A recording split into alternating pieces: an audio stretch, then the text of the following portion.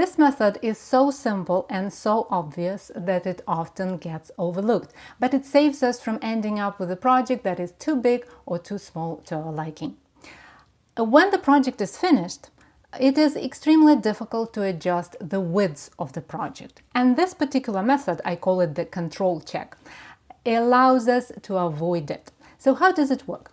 Let's take this Facil sweater that I'm making right now as an example. So before I started making the sweater, I made a swatch, blocked it, measured the gauge, counted the number of stitches and rows, and compared these numbers to the ones in the pattern. And the numbers were pretty close, so I cast on the stitches for my size and started working according to the pattern instructions. And then once I made about 12 centimeters, it could be 10 to 15 centimeters, that's 4 to 6 inches, I stopped to do this control check.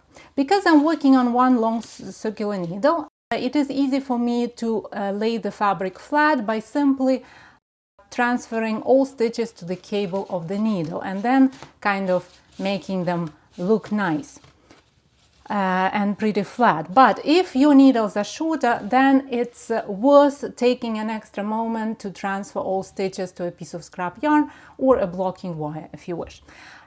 The key here is to have the fabric flat on a flat surface and to make it not jammed, because now we're gonna measure it. We're gonna measure the width of the project, but we won't do it at the cast on edge and we won't do it very close to the needle or to the open stitches. We'll do it somewhere in between. So simply take a measuring tape and measure the width of your piece.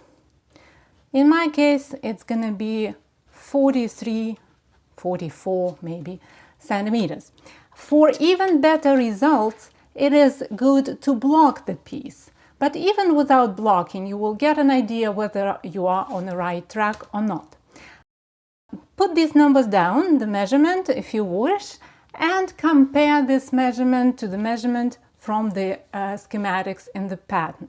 In my case, it says that it should be 46 centimeters, and I have about 44, which is pretty close.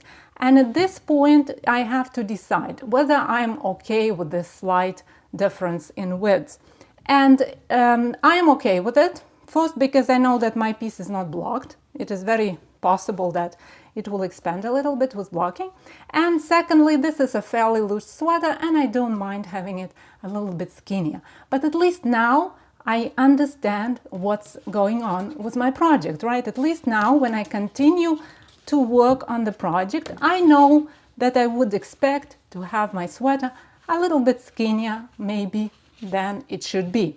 But what to do if your measurement is very much off?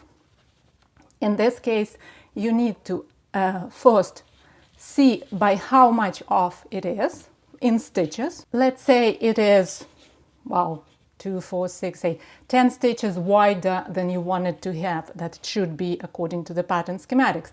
So write this number down, 10 stitches, and then unravel the whole piece. Once you are done, and yes, I know it hurts, but not as much as unraveling the whole sweater, or just putting it at the back of your closet not to see it ever again, right?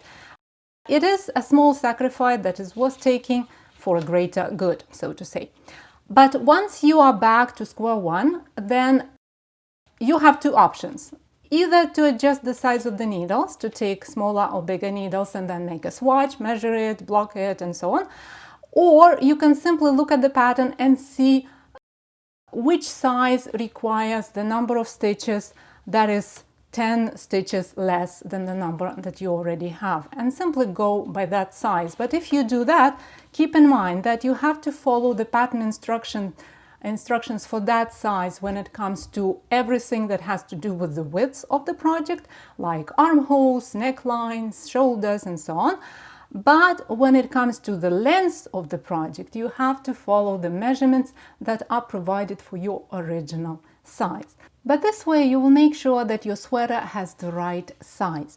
If you're making something that it comes in several pieces, like a seamed sweater, for example, you don't have to do this control check for every piece. Just making it for one piece is enough and then the other pieces will most likely be also in the right size. So if it is a sweater, just do it once when you're starting and working on the back, because it's usually the first piece we make, and then work the front and the sleeves without doing the control check. You can do it, of course, if you wish to, but it won't be necessary.